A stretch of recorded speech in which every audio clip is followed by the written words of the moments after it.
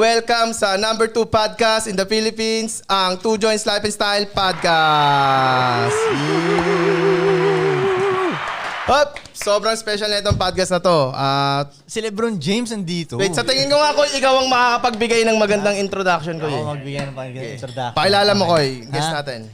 Okay, sa mundo ng physical therapy, nandito ang Lebron James. Yun! Kambing, GOAT, Doc Ron. Yeah, welcome. Yung The Angry Doc sa TikTok. Or ngayon, The Angriest Doc na. Welcome dito sa podcast namin, Doc. Angriest Doc na siya ngayon. Angriest na. Kasi laging nawawala yung TikTok niya dahil lagi siya nagsasabi ng N-word. So na-take down lagi yung page mo, Doc? Lagi okay. Ganun. Sa Pero pag TikTok. bago mo ba, what's up motherfuckers? Okay lang eh. Diba? Doon niya talaga nakuha attention ko kasi parang bihira ka lang makaano ng doktor na ganyan magsalita. Yes, sige nga ako, ipakilala mo nga yung guest natin ngayon kasi kahit kami, nagulat kami sa guest natin ngayon eh. Okay. Oo. Basta, nagti-TikTok lang ako, scroll, biglang may lumabas lang. Maganda kasi yung tanong eh. Yung tanong lang, parang, Doc, bakit hindi maligal ang marijuana sa Pilipinas? Ay, magandang tanong nga yan. Oo. Pero hindi na ako doon na-interest. Gusto ko yan. Hindi na ako doon na-interest. Parang yung sinagot niya yun, okay, alam ko to kung bakit, nagigets ko. Pero nung bandang huli, nung biglang nagsabi siya ng N-word, what the fuck? What the fuck? Bakit nagsasabi ito ng N-word? Tapos mula nun, nilagay ko na siya sa favorite. Tapos mula nun, pag nagti-TikTok na ako, sulpot na siya ng sulpot. Ganon. Tapos meron siyang laging sinasabi na yung stupid bitch ass Pinoy. Tapos mag-i-N-word siyang ganun. Doon, parang, ba't ganito to siya magsalita? Alam mo, Frank, na ano ko nga rin sarili ko na yung mga tao na ganyan magsalita, na parang hindi pabait lagi, minsan nakukuha nila yung attention ko. Minsan parang nagugustuhan ko sila kasi parang tunay silang dumating. Koy, mas tunay kasi. Pero, nagets ko rin na may timpla din. Kasi, may mga nakikita rin ako sa social media na palamura din, ganyan. Pero, parang toxic siya pakinggan. Nakaka-drain siya pakinggan. Koy, sa tingin ko yung ganun peke, pinoportray lang nila yun eh. For character lang, gano'n, no?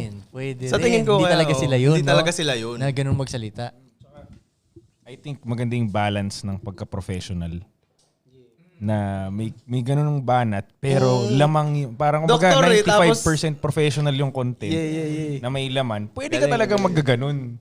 Pero kung wala ka namang tirang ganun, na wala kang tirang professional, wala kang knowledge talaga, tapos magkagaganong ka para maging maangas. Tama. Yun yung, di ba, sablay, di ba? Saka timing din. Timing. Pag wala ka sa timing, basta babanggitin mo lang yan, wala eh. Hindi walang dating. Dapat talaga may relevance sa sinasabi mo.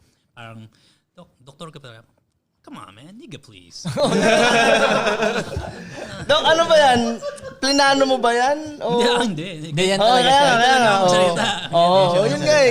Kaya siya, catchy. Tsaka authentic siya. Authentic siya, ganyan. Kasi nung nagpa-clinic na rin ako sa kanya, nung narinig ko na siya, parang ito lang sa TikTok, parang... Iisa lang, di ba? Oo, hindi isa. Isipin mo, pagdating ko kasi sa clinic nila, una, hindi ko ina-expect na nandun ka. Wala talaga sa isip ko. Akala ko ibang doktor makikita ko. Kasi partner clinic eh. Parang ganun eh. So, hindi ko ina-expect. Biglang sabi nung sa receptionist niya, swerte kayo, nandito si Doc Ron. Sabi ko, wala, hindi ko ina-expect to ah. Galing ah. Magkikita na galing kami. sakto. Kita kaming dalawang goat. Diba? Tapos, ito pa nakakatawa. Paglabas ni Doc Ron dun sa kurtina niyang ganyan, syempre, doktor yung tingin ko sa kanya, di ba? Paglabas niya, ang sabi niya pa sa akin, what up, man? Sabi niya gano'n. Okay siya. Okay to. What up, man? Sabi niya gano'n. Tapos yun na, dun na, nagsimula na kaming Pero, basta maingay to siya sa TikTok na mundo. Dahil sa mga pinagsasabi niya, kumbaga, parang tayo din na, Yung maling paniniwala. Yung paniniwala ng mga squares, tapos biglang paniniwala natin. Gets. May sarili rin si Doc. Oo, ganun siya. Ganun din siya. Buti, Doc, ano ba? May mga umaaway na sa yung mga doktor? Dami. Dami. Dami. Masama sa kanila, parang away sila, nandidemanda sila. Oh shit, ganun. May ganun halo. Ganun sila. So, kailangan harapin mo yun. Pag hindi mo pinuntahan yun, arestado ka. Kasi tumabot ka sa ganun na level? Pinapadala sa, kasi before I used to own 100 clinics, di ba? Papadala na yun sa Las Piñas office ko. Siyempre, hindi ko matatanggap, di man ako taga ron eh. Gugulat na lang ako. ano pala kami, police pala kami ng Las Piñas, arestado ko sa cyber libel. I'm like, what? Ganun ba cyber libel? Oh, shit. Oo, ganun, umabot sa ganun. Kaya sabi ko, ito palang style ng Pilipinas. Parang, Sa States ba, hindi ba ganyan? no, hindi ganun. Di ba sa States, parang, you can say whatever you want. Yeah. Kahit nga medyo talaga slanderous na, pero kung hindi naman talaga yung, hindi mo sinasadyang manira, o talagang hindi mo sinasadyang, itong taong to, mamatay tao. Kung hindi naman ganun tono mo, walang problema eh. Sa Philippines, I was thinking I was the only shark here, di ba? Kasi sabi ko, ang Pilipinas, akong isang pating doon, Ilog Pasig lang. Tangina, hindi ko naisip. Dahil palang buhaya. Oh, no. Nagulat. Welcome to the Philippines. Ang dahing buhaya. Nag-iisa nga akong pating, pero ang dahing buhaya ang nakapalibot sa'yo. Ganun ang tirahan dito.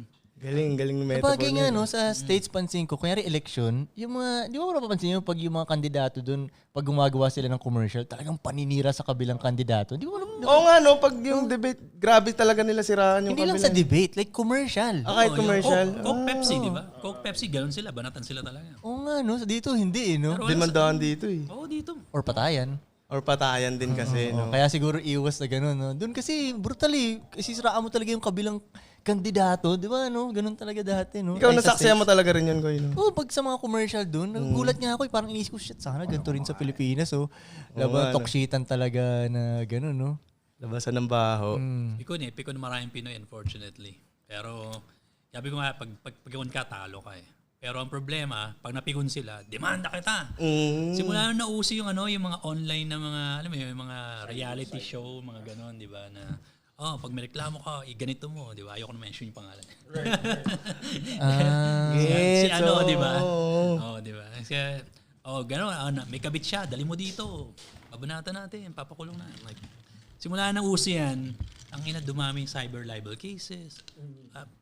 Even a woman could say, okay, itong lalaking to, sabi niya papatayin daw ako. Bawsi na yun. Ayun, sure bull. Palambot ng palambot eh. Mga snowflakes nga. Snowflakes.